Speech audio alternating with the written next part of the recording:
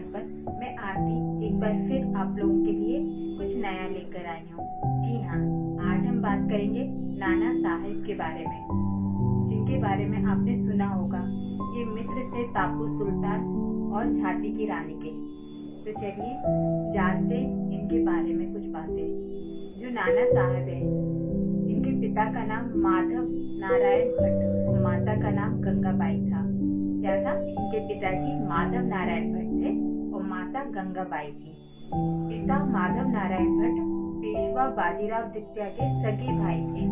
सन 1857 के भारतीय स्वतंत्रता के प्रथम संग्राम के शिल्पकार थे। यानी अगर कहा जाए ना, जो भारतीय स्वतंत्रता संग्राम हुआ है 1857 के, उसके प्रथम जो है शिल्पकार थे ये। नाना साहब ऐसे इंसान थे जिनका नाम मराठों में छत्रपति शिवाजी महाराज व शांबाजी महाराज के बाद पूरे भारत में पहुंचता है। जो अब मराठों में अगर किसी बात की जाती है तो सबसे पहले शिवाजी शांबाजी महाराज की जाती है। जिसके बाद इज्जत से नाम लिया जाता है, वो लिया जाता है नाना साहेब का। अगर आप लोगों ने छावा मूवी नहीं देखी तो प्लीज दोस्तों देखिए, बहुत अच्छी मूवी है। चलिए आगे जानते हैं नाना साहब के बारे में। इनका जो मूल नाम है वो ढूंढू बस था। स्वतंत्रता संग्राम में नाना साहब ने कानपुर में अंग्रेजों के विरुद्ध नेतृत्व किया था। नाना साहब स्वतंत्रता संग्राम के एक महान संचारक थे। वे बिठूर के पेशवा थे। ये पूछा जाता है कि वो कहाँ के पेशवा थे, तो ये बिठूर के पेशवा थे, जिनके कारण अंग्रेजों को कई बार हार का सामना करना पड़ा। ऐसा था कि कई बार नाना साहब ने अंग्रेजों के जो है खटिया खड़ी कर दी थी, उन्हें कई बार हराया था। चलिए आगे जानते हैं पेशवा बाजीराव के बारे में। 1857 की जो क्रांति थी उसमें नाना साहब ने जो भूमिका निभाई थी, अब उसके बारे में हम कुछ बातें कर लेते हैं। नाना साहब ने 1857 में कालपी, दिल्ली और लखनऊ की यात्रा पर गए थे। उनकी यात्रा कुछ रहस्य से भरी लगती, यानी कुछ रहस्य छुपे हुए हैं उनकी यात्रा में। अंग्रेजों के द्वारा दिया गया रूखा बर्ताव उन्हें बिल्कुल पसंद नहीं आया था। जब वह कालपी में थे तो वे बिहार के कुंवर सिंह से मिले और क्रांति की कल्पना की। यानी जब वो कालपी में गए थे, वो अंग्रेजों के व्यवहार से काफी ज्यादा दुखी थे। वहीं पर उनकी मुलाकात बिहार के कुंवर सिंह से मिली और उन्होंने जो क्रांति है, यानी कहीं ना कहीं उन्होंने जो स्वतंत्रता की प्लानिंग है वो यहाँ से शुरुआत कर दी थी। चलिए आगे बढ़ते हैं। इधर मेरठ जो है वहाँ पे क्रांति की शुरुआत हो चुकी थी। तो नाना ने अपनी सेना में कभी छुपकर तो कभी प्रत्यक्षवाद किया। यानी क्या होता था ना कि वो जब ज्यादा लोग हुआ करते थे तब वो छुपकर करते थे, और जब कम होते थे तब प्रत्यक्ष, यानी वो पूरी प्रॉपर रणनीति के साथ कार्य करते थे। उनकी सेना ने अंग्रेज खजाने से 8,50,000 रुपए और युद्ध का सामान लूटा। यानी बहुत बड़ी लूट है। अगर आप उस समय के अमाउंट से देखेंगे ना तो आज समझिए ये जो रुपए हैं करोड़ों में माने जाएंगे। नाना साहेब और तत्या टोपे ने मिलकर कानपुर में विद्रोह किया था। इस बगावत में नाना ने कानपुर पर अधिकार कर लिया था। यानी ये जो बगावत हुई थी, इस बगावत के बाद इनका अधिकार हो गया था कानपुर में। चलिए अब थोड़ा बहुत पेशवा की उपाधि के बारे में जान लेते हैं। 28 जनवरी 1857 को पेशवा बाजीराव द्वितीय का स्वर्गवास हो गया। यानी जो पेशवा थे इससे पहले वो थे बाजीराव द्वितीय जी।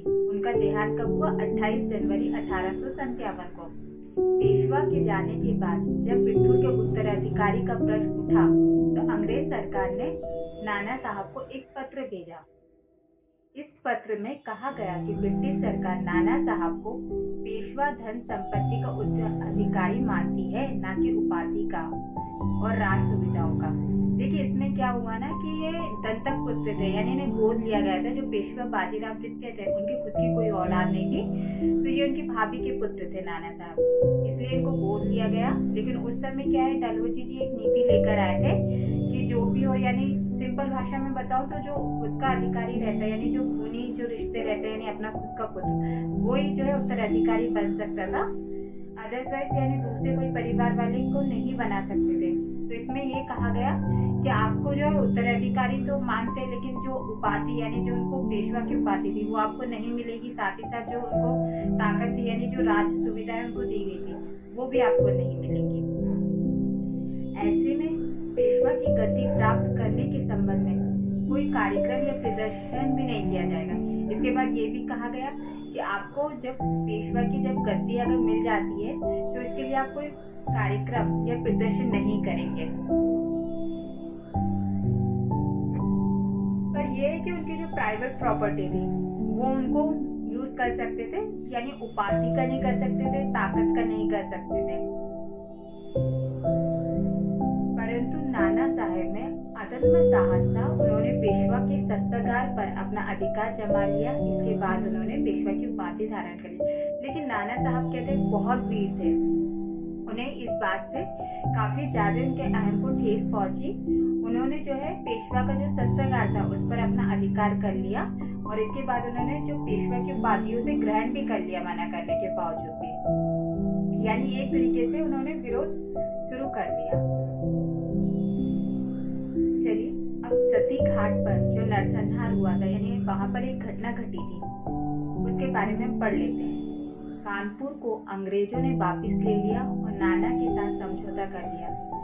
जो कानपुर इन्होंने जीता था उसको अंग्रेजों ने वापस से हमला करके अपने कंट्रोल में ले लिया था। फिर उसके बाद एक समझौता भी हुआ। 1857 में कानपुर का जो कमांडिंग ऑफिसर जनरल व्हीलर अपने सैनिकों और परिवार के साथ कानपुर आ रहा था। उस दौरान नाना साहेब और उनके साथी सैनिकों ने इस अंग्रेज दल पर आक्रमण किया। इस घटना में महिलाओं और बच्चों का भी कत्ल कर दिया गया। देखिए दुखद घटना है। ये कहा जाता है कि जब ये उन पर हमला किया गया था उनके पास शस्त्र भी नहीं थे और उनके परिवार वाले मौजूद थे और अचानक ये हमला हुआ था। इसलिए इसको जो है काले अक्षरों में लिखा जाता है। यानी ये घटना सही नहीं मानी जाती क्योंकि ऐसा मानते हैं कि अगर आप किसी निहत्थे पर हमला कर रहे हैं तो आप वीर तो नहीं है। चलिए आगे जानते हैं इनके बारे में। कुछ अंग्रेज इतिहासकार यह भी मानते हैं कि नाना साहब ने समझौता करने के बाद निशस्त्र सेना पर आक्रमण किया जो कि गलत था। देखिए वही मैंने कहा ना कि अलग अलग मत है। कुछ इतिहासकारों का मानना है कि वो निहत्थे तो उन पर आक्रमण नहीं करना चाहिए, तो कुछ ये भी मानते हैं कि ये एक रणनीति थी। इस घटना के बाद अंग्रेज पूरी तरह से क्रोधित हो गए और उन्होंने बिट्टू पर आक्रमण कर दिया। इस हमले से नाना साहब बच निकले और बिट्टू छोड़ दिए। इसके बाद वे कहाँ गए इसके बारे में कोई मत नहीं है। देखिए क्या है ना कि अंग्रेजों में आक्रोश होगा। जैसे जब मंगल पांडे जी को फांसी दी गई थी तो पूरे भारतीय सैनिकों पूरी भारत में आक्रोश हुआ था। तो उसी तरीके से ये वाला सीन था। जब उनके जनरल की और उनके परिवार की हत्या कर दी गई तो पूरे जो अंग्रेज है उनके अंदर भी आक्रोश भर गया। चलिए हम आगे जाते हैं। जब ये घटना हो गई थी तो जो नाना साहब है वो बिट्ठू छोड़कर कहीं और चले गए थे, जिसके बारे में अलग अलग मत है, उसके बारे में हम पढ़ेंगे। अभी एक खजाने की बात जो आपने सुनी होगी कि अंग्रेज जो है वो मराठा, आपने अगर मराठा का इतिहास पढ़ा तो आपको पता है कि उन्होंने मुगलों ने भारत को लूटा और मुगलों को मराठों ने लूटा। तो काफी सारा जो धन है वो था, तो उस धन की तलाश अंग्रेजों को हमेशा रहती थी। चलिए हम उस धन के बारे में थोड़ा बहुत जान लेते हैं। कुछ इतिहासकार यह मानते हैं कि नाना कानपुर छोड़कर नेपाल चले गए थे ताकि वे अंग्रेजों से बच सके। हालांकि नाना साहब अंग्रेजों के हाथ नहीं लग सके, परंतु अंग्रेजों ने नाना के महल के खजाने की तलाश में खोजना शुरू कर दिया। देखिए अलग अलग मत है। कुछ लोग मानते हैं कि वो नेपाल चले गए थे, उसके बाद जो अंग्रेज है वो खजाने की तलाश में जो उनका महल था उसको तहस नहस कर दिया। अंग्रेजों ने आधी सेना को किले की खुदाई में लगा दिया। इस खोज में उन्होंने कई जासूसों की मदद ली। इसके बाद खजाना जो था उसे ढूंढने में सफल हो गए। देखिए खजाना होते ही ऐसी चीज है। उस समय इतना युद्ध का माहौल चल रहा था, लेकिन क्या है ना कि आर्थिक रूप से सभी लोग कमजोर थे। तो जो अंग्रेज थे उन्होंने पूरी आधी सेना को लगा दी थी किले को खुदवाने में